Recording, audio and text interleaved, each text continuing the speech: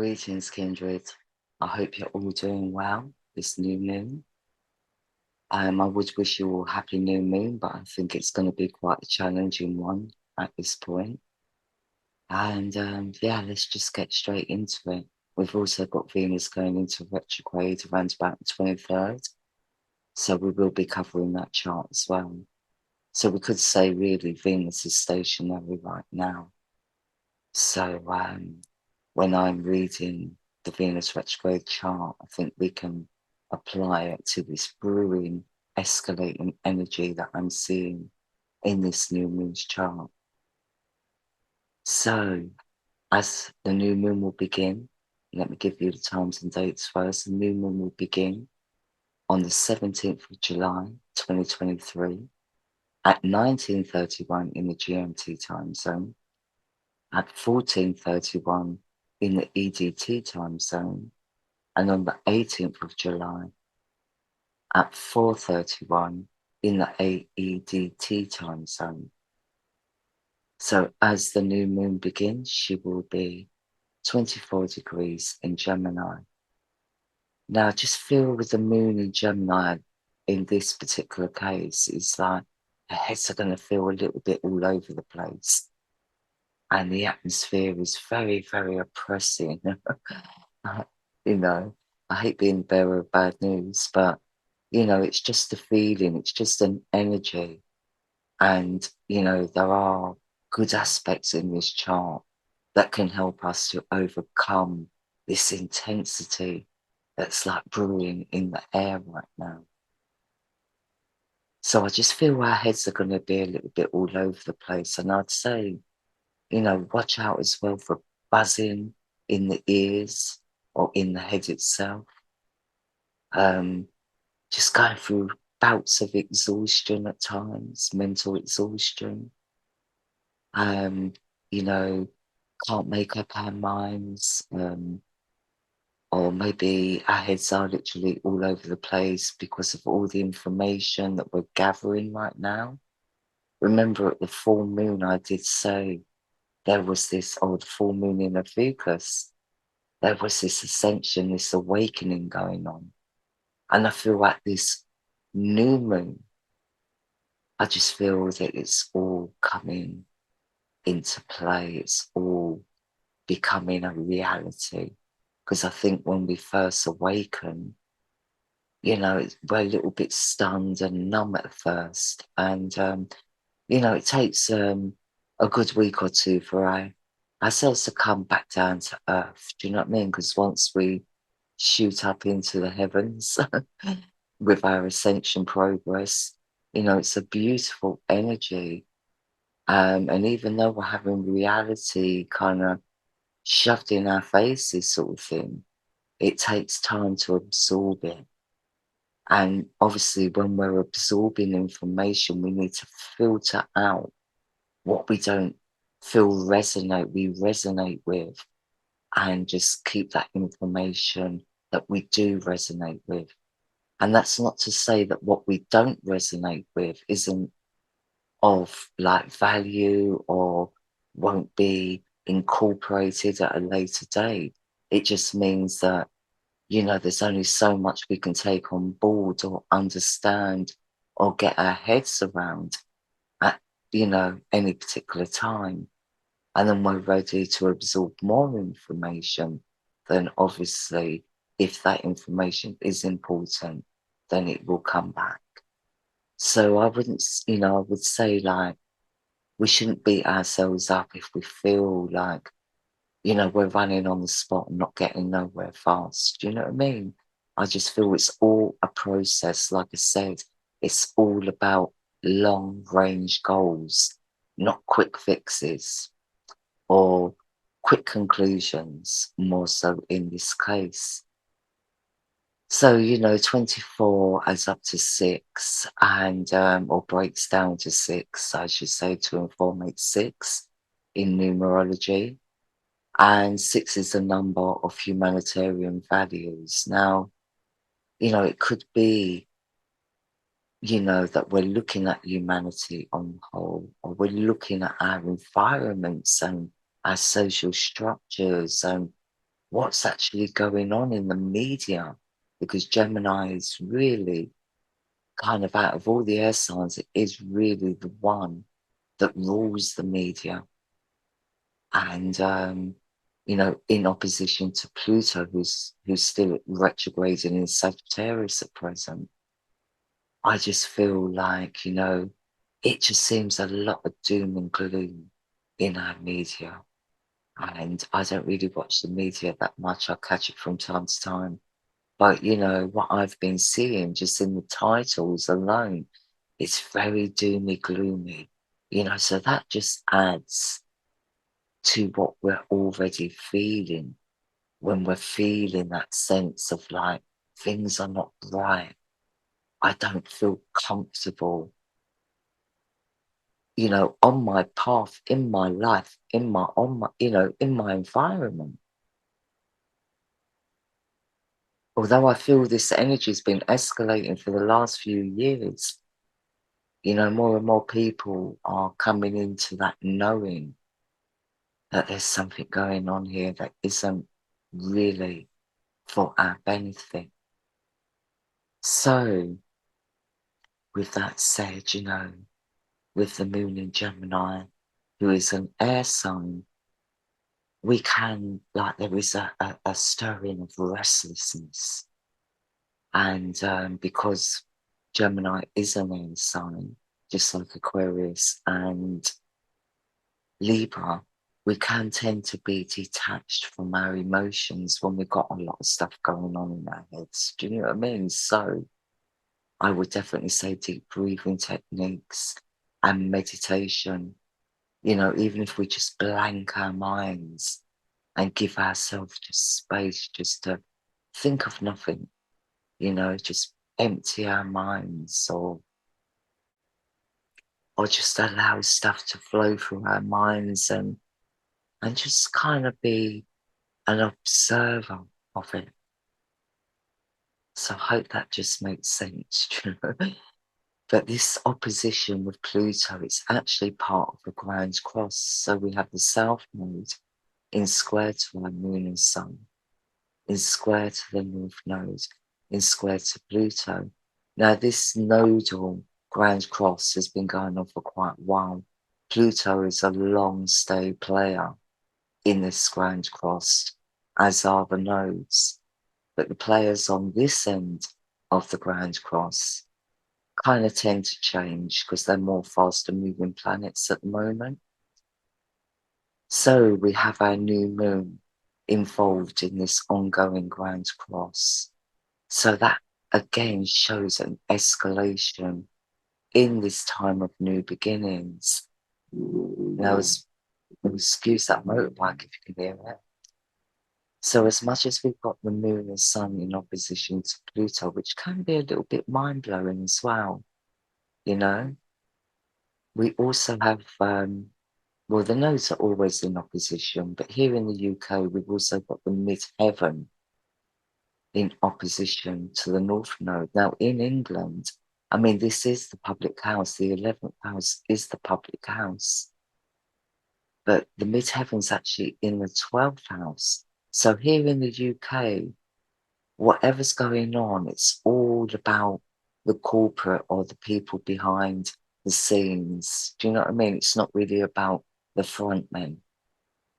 So there is an escalation of energy going behind the scenes that's brewing and escalating. I feel it's filtering out into our medium, into the collective. But with it comes, with the Plutonian energy here, there's this atmosphere of dis-ease. So I just feel there's, this brewing of like, when we're walking on eggshells, that kind of feeling. So with the North Node in square to Pluto, I mean, that is all about a reformation of our social and cultural philosophies and institutions. But it also is all about division. And, some of us who are in disfavor with the establishment. So there's an opposition with the establishment and the people. or some of the people. Of course, there's been a lot of protesting going on, and there's a lot of people speaking out at the moment, globally, not just in the UK. But there's a lot being exposed right now. But, where the exposure's coming in, it's like it's being mocked, or not so much mocked, but kind of downplayed, if you like, because, we also have this T-square with Mars in opposition to Saturn. And they're creating a T-square to the goddess Vesta, who's in Taurus. Now, with Mars and Saturn in opposition, I mean, it is an energy where, when they say like, flexing our muscle sort of thing, where muscle is being flexed and there's this air or this sense of superiority, where cover-ups are being made due to past actions, and these cover-ups they can be quite aggressive.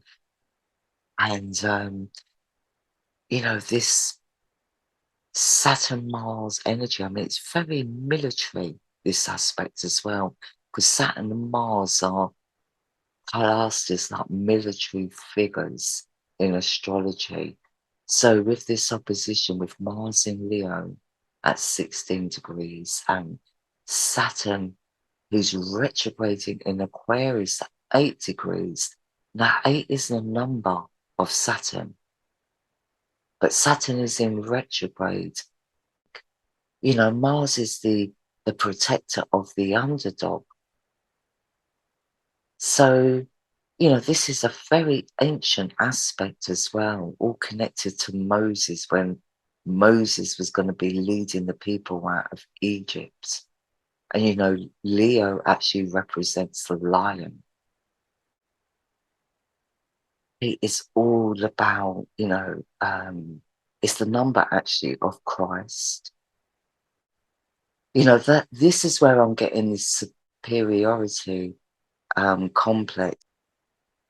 It's like not something that's been really going on in the present. This is what's been going on in the past, because Saturn's in retrograde.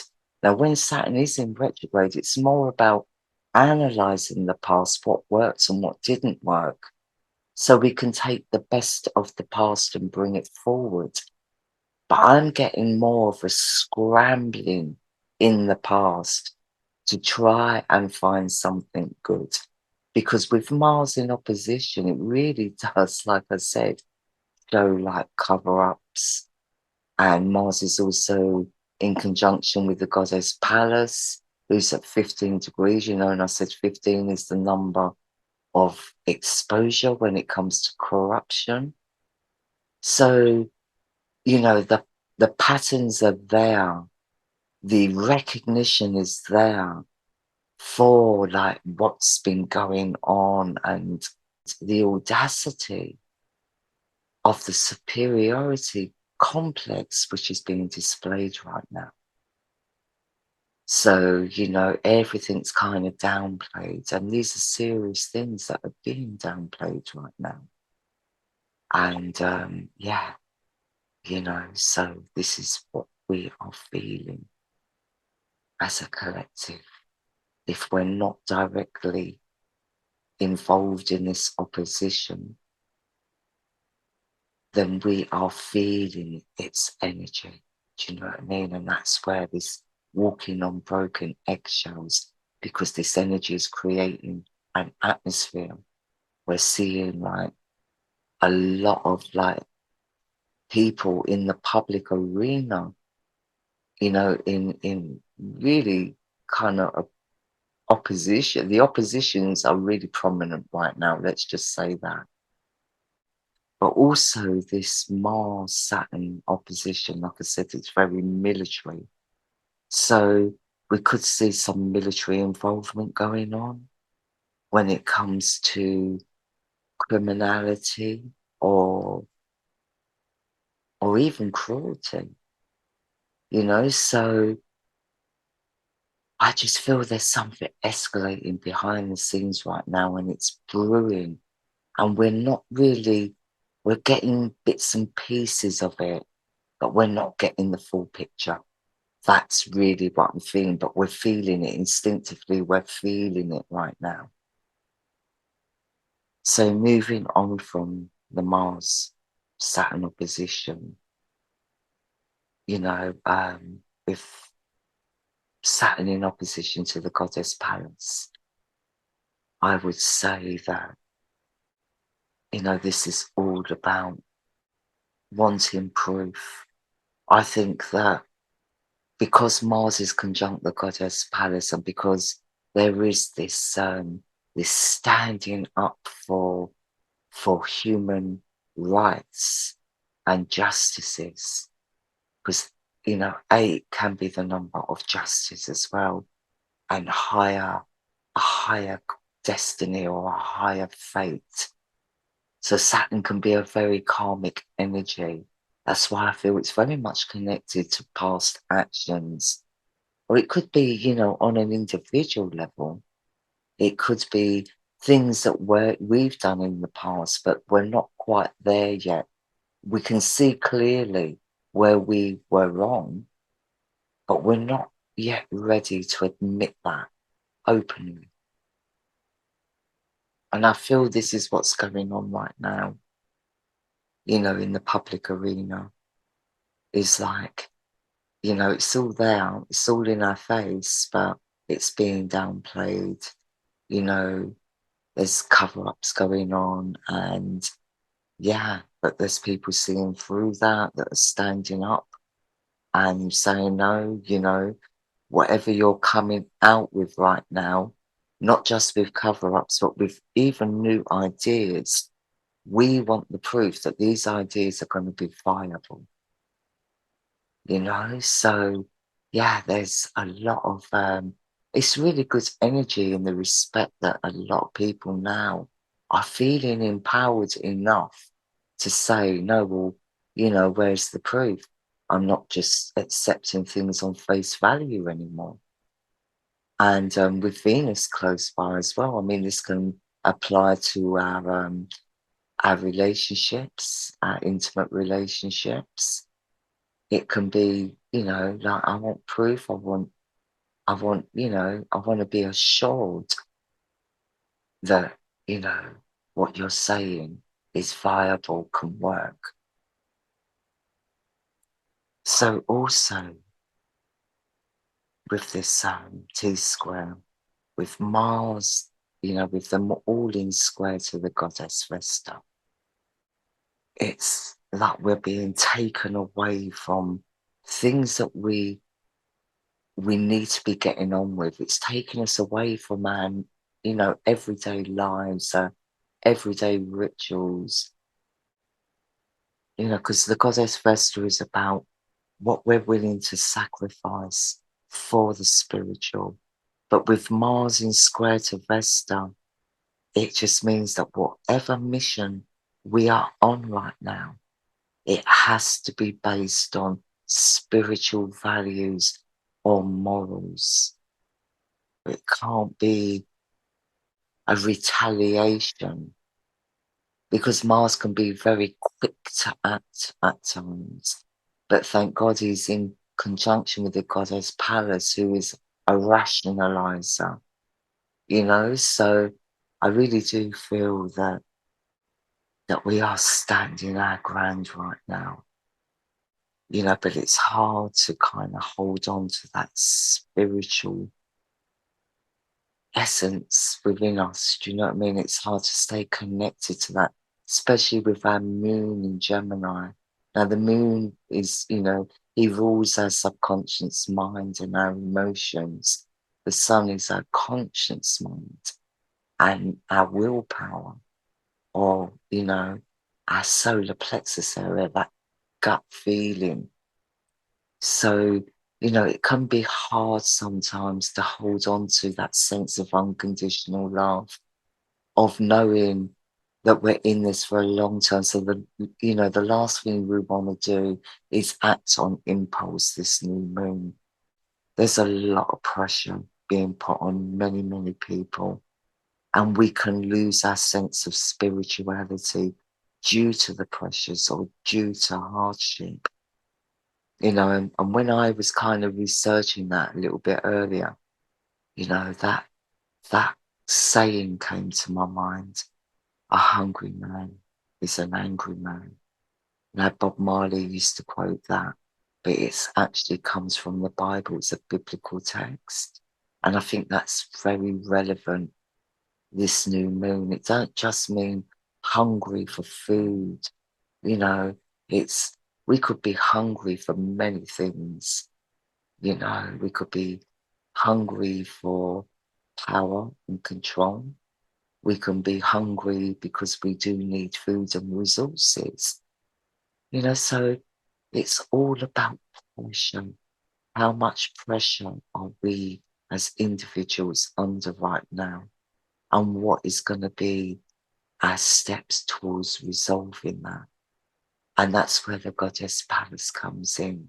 She's coming in, and yeah, she's showing us the truth, but she's also saying, slow down and be strategic. And, Saturn is all about strategy. So, Saturn gets demonized a lot in astrology, and his energy has been used wrongly because it is corporate. They have turned him into a corporate figure. Whereas there's another side to Saturn that really is like the father. In mythology, he was the father of Ophiuchus, but he had a military upbringing. He was the king of Maldak. So he was very regimented in his routine, in his way of thinking. But he was also, Saturn is also of a wise, Capricorn represents wisdom, just like Cancer. The sign of Cancer represents wisdom.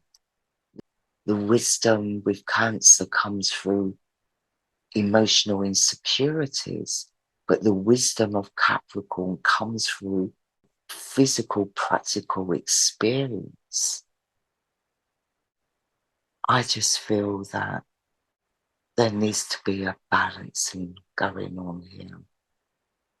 Because with Gemini, when we are kind of detached from our emotions, we can tend to become quite mercenary in how we move forward or in the way we speak. And that's just on one hand. Now, on the other, Venus in quincunx to Neptune, who's at 5 degrees in Pisces still,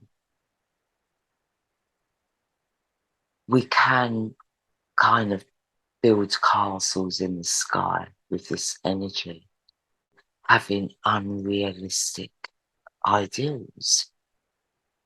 But what goes up must come down. And the come down with this aspect when it ends is going to be, often leads, I should say, to painful revelations. Do you know what I mean? So some of us can be in that escapism, that void still, where, we don't really want to face the truth. And that's not just with the people, the civilians, this can also be with public figures. So I would just say watch out for that. If we're being unrealistic or if we're in like any form of escapism, just know that the come down can be quite bumpy. Again, I just feel that there's this strong need for a balancing between the heart and mind, between the mind and the soul. So, we do have this strong sextile with this little stellium here. in Leo that I've just been talking about with Mars, the goddess Pallas, and Venus, all in sextile to the south node and in trine to the north node is at 1 degree in the Aries now. On one hand, with Mars in sextile to the south node and in trine to the north node, it can empower us. It can kind of raise our endurance levels and give us the energy to physically and spiritually empower ourselves. And with Venus in sextile to the south node, the only thing we mustn't do, if it's about relationships that we're kind of our heads are a little bit all over the place about, then we mustn't get stuck in the past. Because with Venus in stationary, we can tend to get stuck in the past when it comes to intimate relationships. So we really do need to come to terms with anything that's holding us back from the past and work on release. Because, you know, if it's meant to be in our lives, it will come back around. So we need to let go of that mentally so we can move on physically.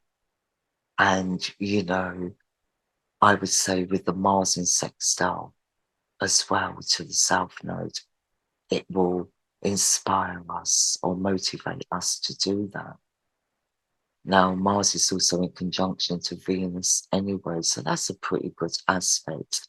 Again, you know, bringing in a nice balance between the masculine and the feminine energies, depending on the aspects. And we are in pressured aspects, and we will need to sacrifice something, you know, to move forward, because Mars is at 16 degrees.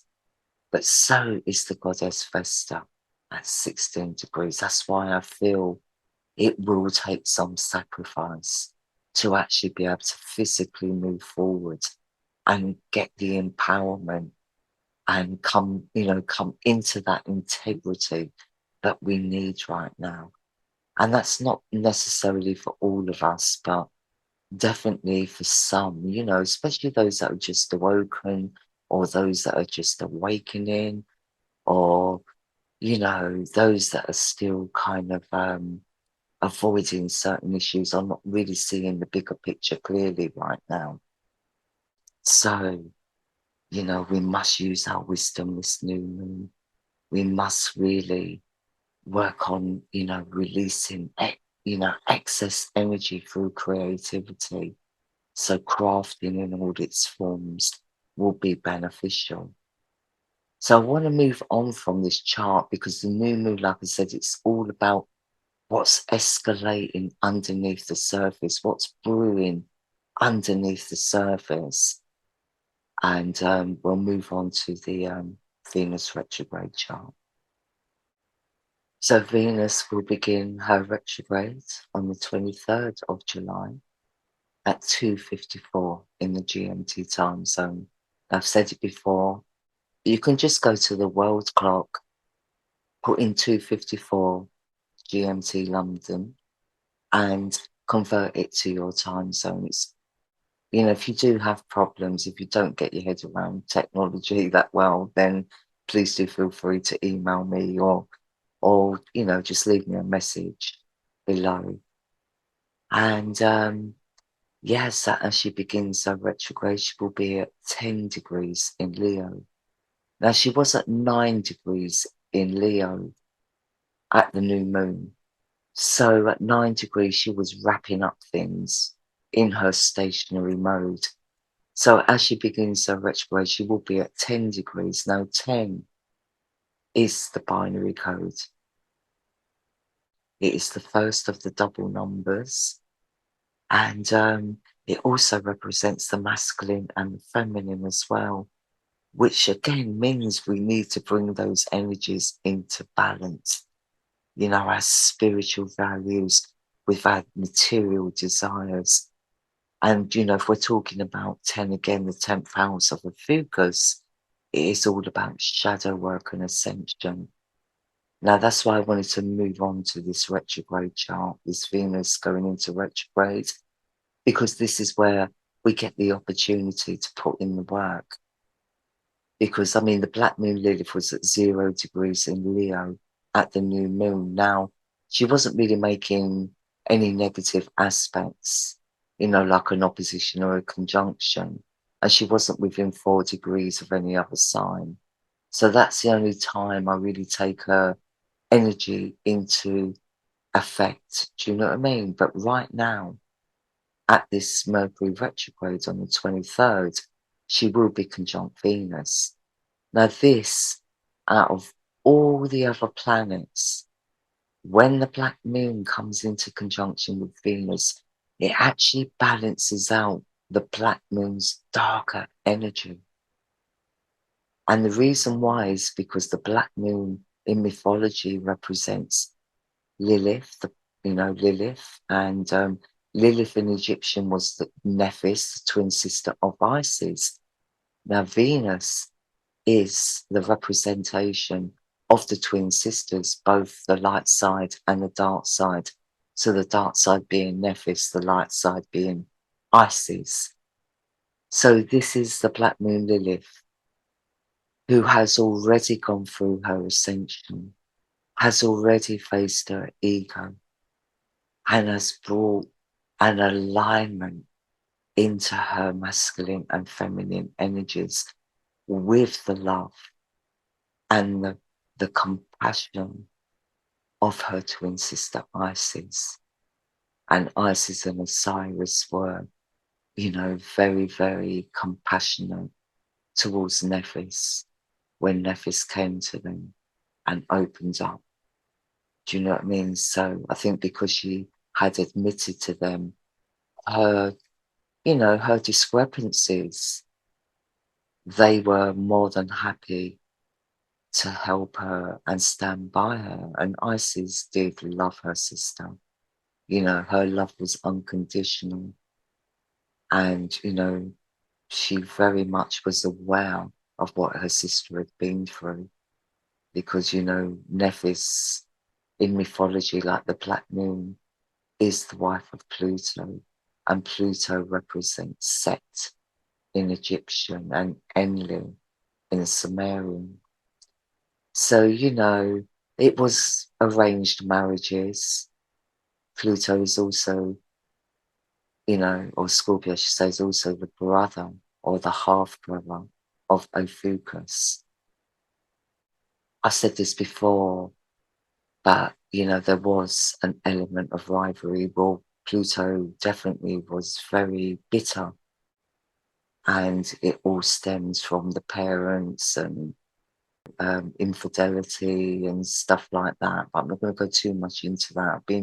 I've spoken about it in the past, but this is more the important part of this story. So for us, this is pretty good. And 11 is all about self-mastery. So the masculine and the feminine, the binary code, which is the computer language, there is a really great opportunity here for us to do some shadow work, even if we feel that we've done loads of shadow work, and we're there. It doesn't hurt to maintain that by exercising, doing the meditations, questioning ourselves if we are feeling a bit frustrated or agitated in any way, because we do have Pluto in quincunx to Venus, who is in conjunction to the Black Moon. Lilith, his kind of ex-wife by this point.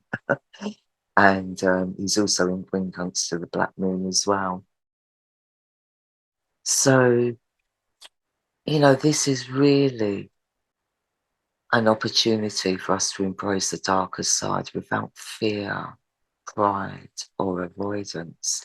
So whereas at the new moon there may have been, an element of escapism there, of avoidance, of not wanting to, hear about negativity. Everywhere we look, it's just negative, negative, negative. But in our spiritual practices, That's where we find our inner peace. Do you know what I mean? Even if we don't do spiritual practices, even if we're, we just spend some time alone, either outside in the fresh air or in the comfort of our own homes. Do you know what I mean? If we just take that time out to breathe and just to give ourselves, our bodies that rest, because Mars is very active in these charts, and that is about exerting ourselves physically. So, and with our minds all over the place at the new moon, I just feel we might need to take a step back and just take that time out to breathe and relax and, maybe analyze or, do some meditation or, listen to sound music like or sound baths or anything along those lines. I think it will be really, really good for us at this time.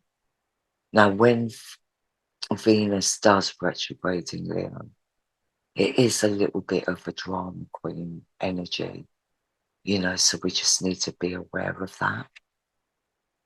Um, it can also cause us to, get into victim mentality as well when it comes to like how much energy we're putting into other people.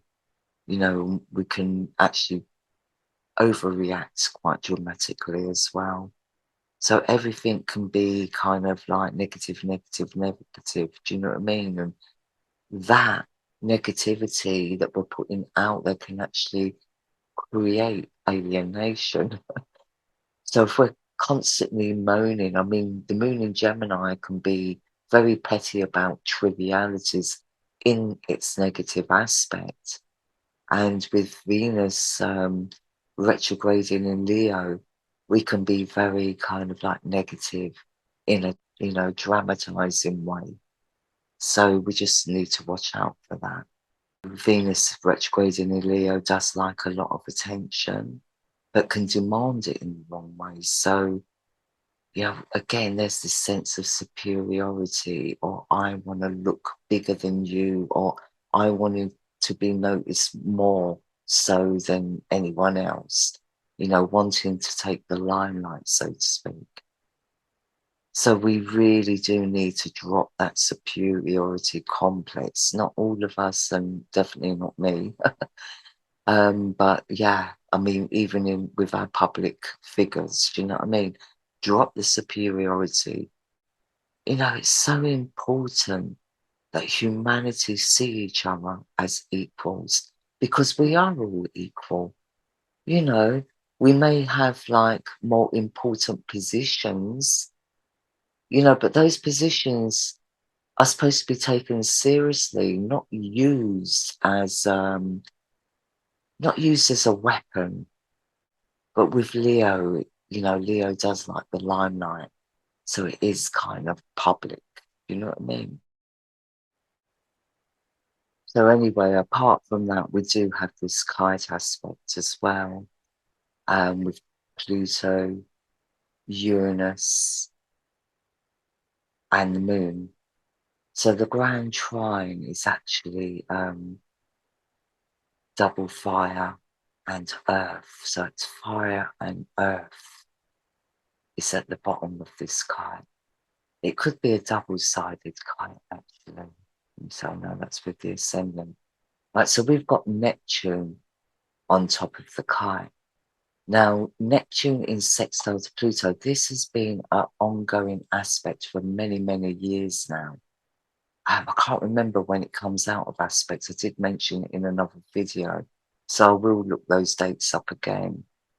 But, we have a new aspect that's generational forming now between Neptune and Uranus. And I've actually been looking forward to this aspect coming in a certain sense, because with this aspect here, it's all about our social structures. But our social structures tend to be built on past legacies. Do you know what I mean? What we've been feeding in to our structures over many, many years, or even through many generations of people. or a couple of generations at least. So, our social structures are very much built around that, what we've been putting in has already been building. So these structures have already been building for a very long time. But this is a new aspect that's just come in this month. And this is also generational with Neptune in sextile to Uranus. So, this sextile is all about developing and expanding our spiritual consciousness. Uranus is all about, that oneness consciousness. And Neptune is all about our dreams, our visions, our psychic abilities, our creativity.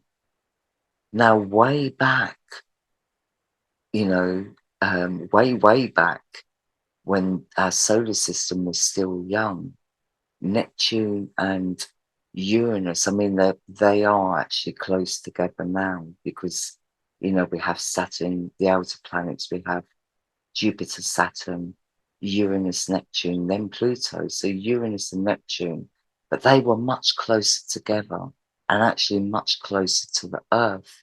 And it was these planets that created the floods on that Earth because we had more than one flood down here.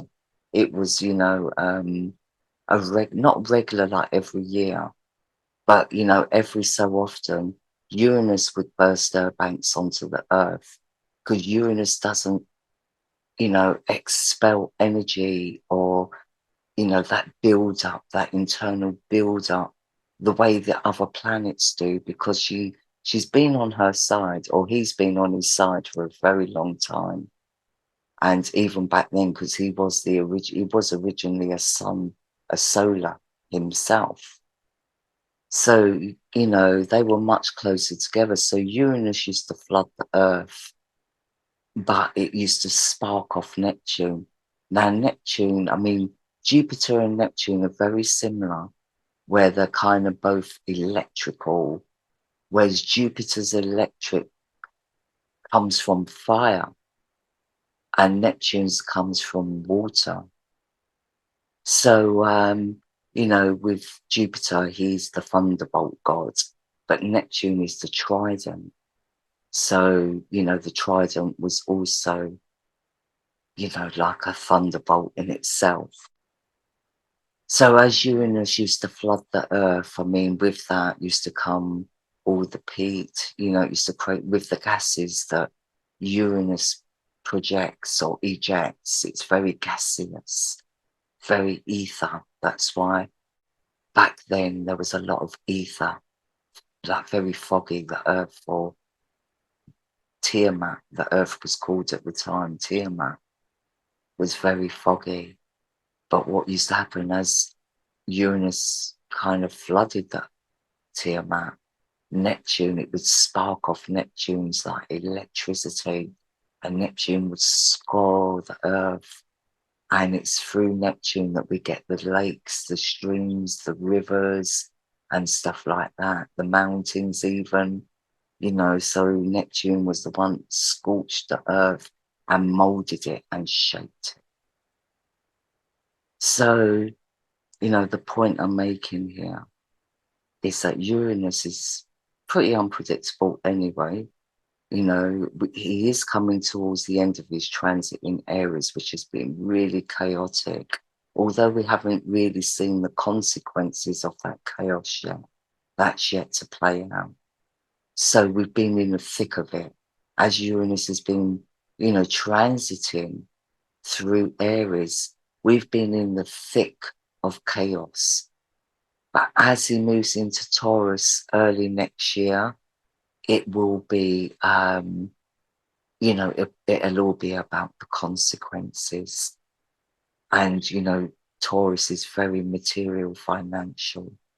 So we're going to see a lot happening in our financial systems. And with Uranus now in sextile to Neptune, it is about us expanding our spiritual consciousness, and more people will become more aligned with their spiritual values.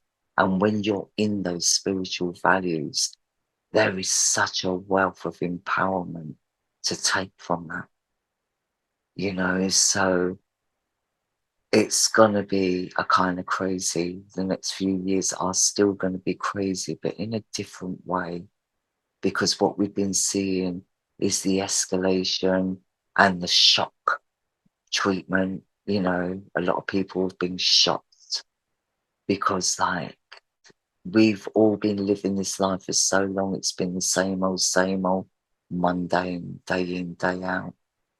But things over the last few years have really taken a twist and a turn, and it's really shaken the pot, really shaken the pot. And, now I just feel this is an opportunity with this sextile for the people to come together. So all those divisions that have been created can actually now gel back together and come back into that sense of oneness and know that we are all equals. We are all equals, and we should all have humanitarian and spiritual values and practice them out in our everyday living, not just one day a week. Do you know what I mean? Every day we should be living out our true, authentic selves. Another thing I just wanted to say as well, I just wanted to add as well, I mean, the last time these came into sextile was in the late 60s, early 70s. Now, I was around in those times. I was a child, but I was around in those times. And, the 70s, what came to me when I saw the sextile, I thought, oh, God. And I kind of tracked it back to the last time it was in effect. And when I saw it, I thought, oh, my God, that was in the days of flower power. That's the days of like the old hippies. Do you know what I mean? Of like peace and love. It was all about, that's when we had, music became a thing, didn't it? Music became a thing, and it was all about bringing the organic. Everything was organic. Everyone recognized organic, and I think that's where vegetarianism spun up from as well. But I just feel that when it comes to diet, it's more about the organic. Do you know what I mean? So the synthetics have really taken over our world, over the last, few decades, everything's plastic, and all our medications are really synthetic. Everything's just so synthetic these days. And I just feel with this Uranus Neptune energy, it's bringing the organic way or the organic perceptions back into focus. I feel a lot of people are going to wake up to it. And, with Uranus at 23 degrees, 2 and 3.5, and Neptune at 5 degrees, this is very shifting, this energy. Very shifting. And I think by the Venus retrograde, we're all really, it's going to be a lot calmer, but it's going to be a lot more awareness. Let's just say that. I just feel like it's a better time. So don't feel downhearted at the new moon if you're not feeling, good vibes from it. I would say just give it till Venus goes into retrograde. And I feel we can find more oneness and more coming to more peace with ourselves. Now, Uranus will be in sextile to Neptune at the new moon. But I feel because of this kite aspect, it will accentuate it. Now, we do have the moon at the bottom of the sky in Virgo, actually. So we need to not beat ourselves up in a way. We need to really release any emotion constructively, not, take all the pressure onto ourselves or blame ourselves for past mistakes. Do you know what I mean? We need to forgive ourselves and move on, because at the end of the day, what matters is the future, not just for ourselves, but for our children and our children's children. So I'm going to leave it there, and I'm sending you all peace and much love. Take care.